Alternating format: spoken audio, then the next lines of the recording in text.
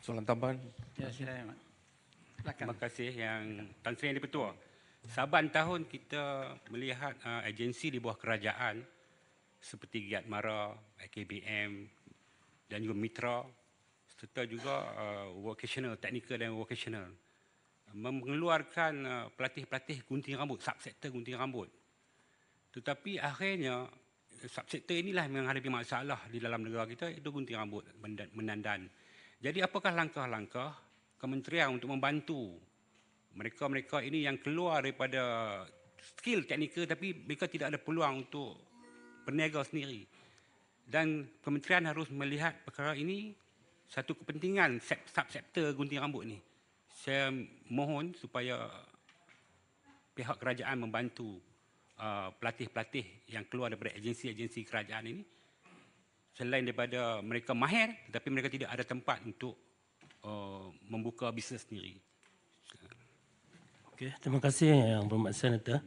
Okey, antara usaha yang dibuat oleh pihak kerajaan untuk subsektor gunting rambut yang disebut secara spesifik tadi, kalau kita melihat daripada polisi daripada Kementerian Perdagangan Dalam Negeri, kita ada timbalan menterinya di sini, memang telah mewajibkan untuk kita membuka satu-satu premis perniagaan itu mesti sekurang-kurangnya seorang mesti ada sijil kemahiran Malaysia. Itu. Jadi ini akan mewajibkan, maknanya pekerja bila majikan membuka perniagaan mesti salah seorang yang ada sijil kemahiran Malaysia. Jadi ini sebenarnya membuka ruang kepada anak-anak muda kita.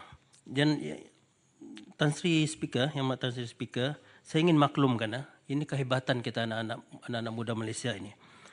Dalam pertandingan World Skill Kemahiran ASEAN, kita telah mendapat pingat emas pada tahun ini dalam bidang hairdressing, emas.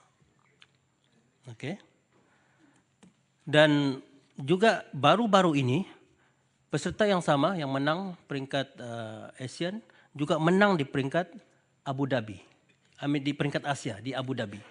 So ini sebenarnya pencapaian kalau kita boleh gilap anak-anak muda ini, memang dari segi bayangkan kita punya peserta boleh bertanding peringkat ASEAN Asia dan boleh menewaskan peserta pelatih-pelatih yang lain daripada negara-negara lain. Ini kehebatan anak-anak muda kita. Jadi ini sebenarnya yang kita cuba kembangkan, kita bagi tahu kepada masyarakat di Malaysia terutamanya, kita ada bakat-bakat tempatan yang perlu kita capitalize dengan izin.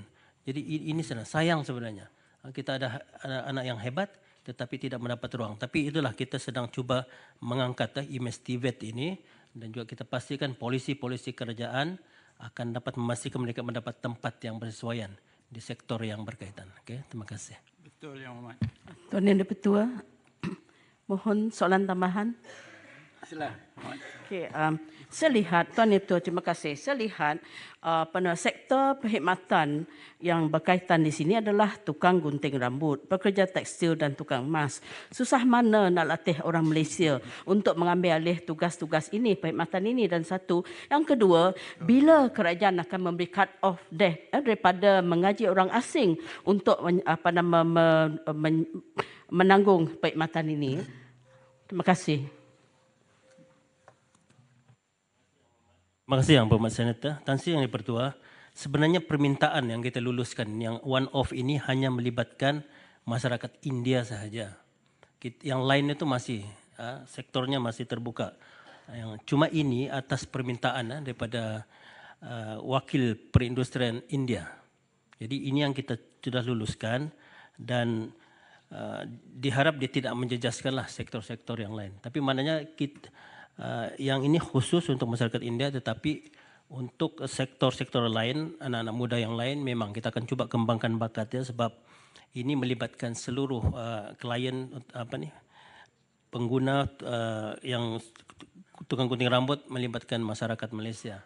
Jadi yang itu kita tidak lupa. Itu yang saya sebut tadi, kita akan kembangkan TVET ini, kita akan pastikan bakat tempatan generasi muda kita mendapat tempat di negara ini dan mereka dapat menjalankan bekerja ataupun menjalankan perniagaan masing-masing. Okay, terima kasih. Kalau kita tengok kedai mamak pun masih bawa orang daripada India, ya, Muhammad. Padahal kalau yang Muhammad nak cuba pergi ke kedai pian ataupun Tok Janggut di Kuching, the best roti canai. Itu latihan mara dulu. They are the best. Tetapi kenapa kita masih import orang daripada India? Jadi kalau mamak ni nak buka tu, suruhlah latih orang tempatan. Terima kasih, Muhammad.